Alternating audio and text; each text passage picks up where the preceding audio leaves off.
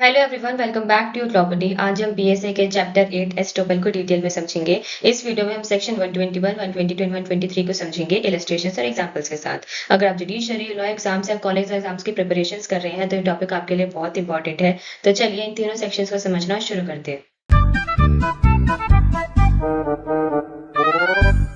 Section 121 बताता है कि अगर एक पर्सन अपनी डिक्लेरेशन यानी कि स्टेटमेंट और एक्ट यानी कि कंडक्ट या ओमिशन के थ्रू जानबूझकर किसी दूसरे पर्सन को किसी फैक्ट को सच मानने के लिए कन्विंस करता है और दूसरा पर्सन उस बिलीफ के बेसिस पर एक्शन ले लेता है, तो बाद में पहला पर्सन उस फैक्ट को डिनाई नहीं कर सकता।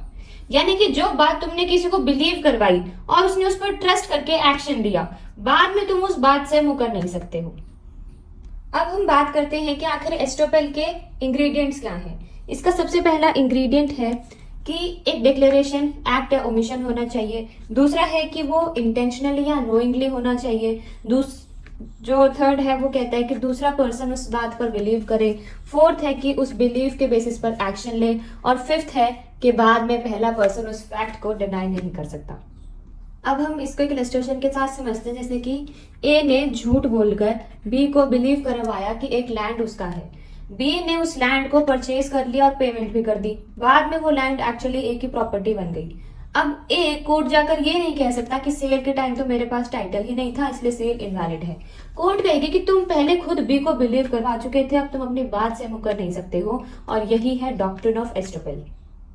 फिर सेक्शन 122 बात करता है एस्टोपेल ऑफ टेनेंट एंड लाइसेंसी।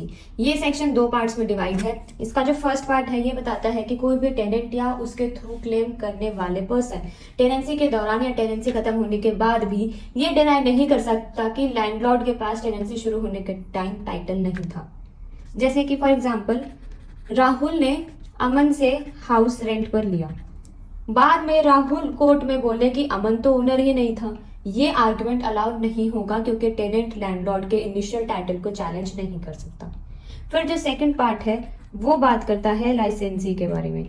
ये बताता है कि अगर कोई पर्सन किसी प्रॉपर्टी पर लाइसेंस लेकर एंटर हुआ है तो वो बाद में ये डिनाई नहीं कर सकता कि भाई लाइसेंस देने वाला पर्सन के पास पोजेशन का राइट ही नहीं था। जैसे कि रोहन ने मोहन की परमिशन से शॉप यूज की। बाद में रोहन बोला कि मोहन के पास तो पोजेशन ही नहीं थी, तो ये डिफेंस भी कोर्ट एक्सेप्ट नहीं करेगी। फिर नेक्स्ट हम बात करते हैं सेक्शन 123 के बारे में। ये सेक्शन तीन सिचुएशंस कवर करता है। फर्स्ट पार्ट बात करता है acceptor of bill of exchange, यानी कि बिल ऑफ एक्सचेंज एक्सेप्ट करने वाला पर्सन बाद में ये डिनाई नहीं कर सकता कि ड्रॉर के पास बिल ड्रॉ या इंडोर्स करने की अथॉरिटी नहीं थी, मतलब कि बिल एक्सेप्ट करने के बाद अथॉरिटी चैलेंज नहीं कर सकती। फिर सेकंड पार्ट बात करता है बेली के बारे में। बेली ये डिनाई नहीं कर सकता कि जिस पर्सन ने गुड्स उसके पास डिपॉजिट किए, यानी कि जो बेलर है, उसके पास बेलमेंट शुरू होने के टाइम अथॉरिटी नहीं थी। जैसे कि ए ने अपनी कार बी के पास पार्किंग के लिए रखी, बाद में बी नहीं कह सकता कि तुम्हारे पास कार देने का राइट ही नहीं था। फिर जो थर्ड पार्ट है ये बात करता है लाइसेंसी के बारे में। ये बताता है कि लाइसेंसी भी ये डिनाई नहीं कर सकता कि लाइसेंसर के पास लाइसेंस ग्रांट करने की अथॉरिटी नहीं थी जब लाइसेंस स्टार्ट हुआ था।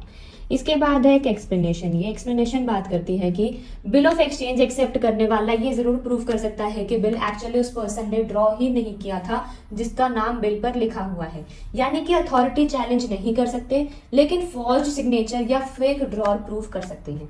इसके बाद है एक और explanation.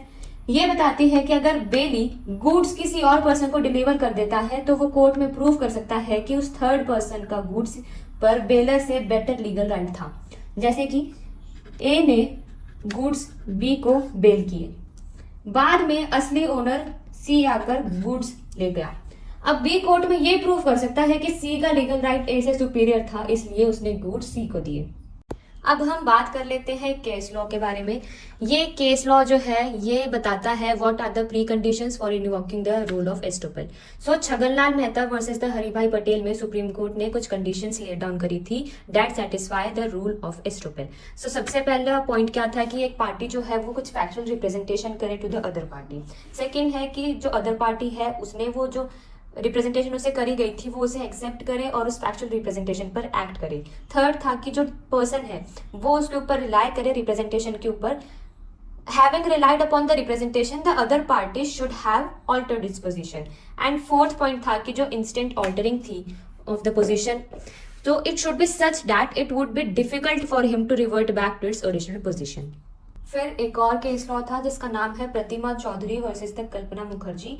In this case also all the grounds were reiterated by the Supreme court.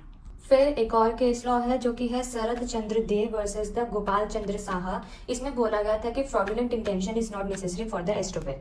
ठीक है, that's all for this video. If you found this video useful, do not forget to like, share and subscribe your law buddy for more such legal content. Thank you.